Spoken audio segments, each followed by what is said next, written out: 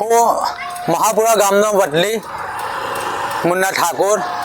આજે અમે જે જંબુસર મહાપુરાનો રોડ બને છે ત્યાં ઊભા છે અને તમે અહીંથી જોશો તો આ લોકોએ ત્યાં થોડેક સુધીને બનાવ્યો છે અને ત્યાંથી પછી આ જે ખરું ને આ ગેપ બધી છોડી દીધી છે, આ ગેપ બધી છોડી દીધી છે એટલે મારા અંદાજ મુજબ નહીં થતું હોય તો ઓછામાં ઓછું આશરે 250 થી 300 મીટર જેવું આ કોન્ટ્રાક્ટરે છોડી દીધું છે અને અહીંયાથી પાછી શરૂઆત કરી છે।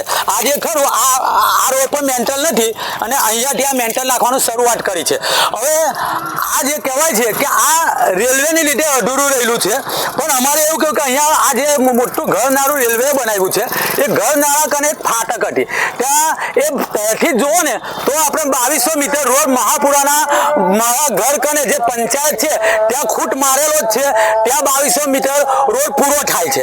હવે આ જે ખરેખર આ જે બધી ગેપ રેલવેની ગેપ છે તે ઓછામાં ઓછી 200 થી 250 મીટર જેવું એ લોકોએ છોડેલું છે અને આની રજૂઆત કરવા આજે અમે પીડબ્લ્યુ ઓફિસ ઉપર ગયા હતા પૂછવા માટે ગયા, એક આમ નાગરિક તરીકે, એક જાગૃત નાગરિક તરીકે, એક ગામ આગેવાન તરીકે આજે અમે પીડબ્લ્યુડી ના સાહેબને પૂછવા ગયા હતા કે સાહેબ અમારા ગામનો જે રોડ બને છે તે 2200 મીટરનો રોડ છે, દર વખતે બન્યો છે 2200 મીટરનો જ રોડ બન્યો છે। જ્યારે હું માજી ડેપ્યુટી સરપંચ હતો ત્યારે મારા હસ્તક અમે બને તે પણ 2200 મીટરનો જ રોડ થયો હતો।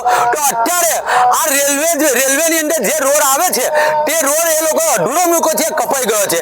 તો સાહેબે એવું કીધું કે તમે લોકો ના જાણો એ 2200 મીટરનો જ રોડ થશે, તો આ રોડ તો અહીંયાથી અધૂરો છે, આ બધો અધૂરો રોડ છે તો 2200 મીટર કેવી રીતે થાય?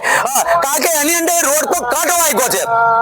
તો એ લોકોએ ખરેખર કોન્ટ્રાક્ટરને પૂછવું જોઈએ, તો કોન્ટ્રાક્ટરને પૂછવા કરતો અમને ધમકાવા લાગ્યા એટલે ઊંચા અવાજથી વાત કરવા માંડ્યા કે તમે બહાર નીકળી જાઓ, અમે પોલીસને બોલાવીએ છીએ, તમે હું સમજો છે હું સાહેબ છે તો એ ઓફિસ શું એના બાપાનું જાગીર છે તે એવું કે બહાર નીકળી જાવ? એટલે એ એક સરકારી સર્વન્ટ છે અને એ અમારા લોકોના પગારથી જે પણ ટેક્સ કપાતો એના પગારથી લીલો પીરો છે, સમજી લો।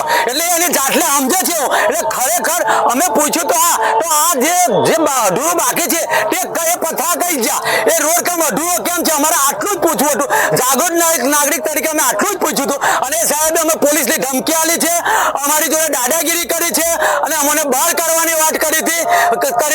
એટલે એ કોન્ટ્રાક્ટર એ જે સાહેબ છે પીડબ્લ્યુડી ના સાહેબ છે તે કોન્ટ્રાક્ટરને છાવરે છે કેમ?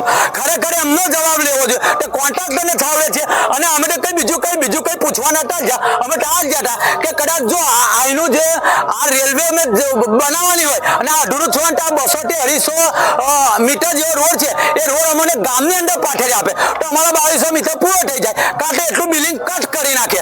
પણ અમને તો એવું લાગે છે કે સાહેબ જ કોન્ટ્રાક્ટ જોડે મિલીભગત છે। એ સાહેબ અમને તો એમની ઉપર જ વિશ્વાસ નથી, કારણ કે અમને જે જવાબ આપ્યા છે એ અધરતાલ જવાબ આપેલા છે અને એમની એક મિલીભગત કોન્ટ્રાક્ટર જો છે ને છે જ, અમને ઓફિસમાંથી બહાર કાઢીને વારંવાર પોલીસની અમને ધમકી આપતા હતા। તો શું અમે ચોરી કરીને ત્યાં ગયા હતા? અમે ચોર બનીને ત્યાં ગયા હતા? તમે જ લોકો ઓફિસમાં બેઠા મોટા પેટવાળા ચોર છે। તમારી હોંબે અમે તો એક જ વાત કહે છે કે એમના અધિકારીને એટલું જ માંગ્યા કે સાહેબ હોંબે જ કાર્યવાહી થવી જોઈએ।